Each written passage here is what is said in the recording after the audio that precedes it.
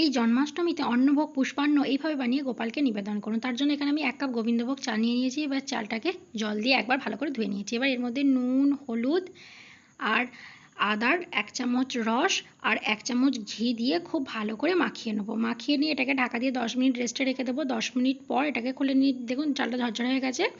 এবার একটা কড়াইয়ের মধ্যে আমি 2 চামচ ঘি গরম করে ওর মধ্যে বেশ কিছুটা কাজু বাদাম আর কিশমিশ খুব ভালো করে ভেজে নেবো। ভেজে তুলে নিয়েছি। এবার এর মধ্যে একটা তেজপাতা, একটু দারচিনি, 4টে লবঙ্গ আর 2টো এলাচ দিয়ে খুব ভালো করে ভেজে নেবো। এবার ম্যারিনেট করে রাখা চালটা এর মধ্যে দিয়ে খুব ভালো করে নাড়িয়ে চাড়িয়ে ভাজা ভাজা করে এর মধ্যে 2 কাপ উষ্ণ গরম জল দিয়ে খুব ভালো করে মিশিয়ে এবার ঢাকা দিয়ে 10 মিনিট রেখেছিলাম। তারপর ঢাকাটা খুলে নিয়ে এর মধ্যে স্বাদ অনুযায়ী নুন, চিনি, ভেজে রাখা কাজু কিশমিশ আর 1 চামচ ঘি দিয়ে খুব ভালো করে মিশিয়ে আবারও ঢাকা দিয়ে রেখেছিলাম। দেখুন চালটা খুব ভালোভাবে সেদ্ধ হয়ে গেছে। দেখুন একদম ঝরঝরে হয়ে গেছে, তৈরি হয়ে গেছে। ভালো লাগলে লাইক করে চ্যানেলটাকে সাবস্ক্রাইব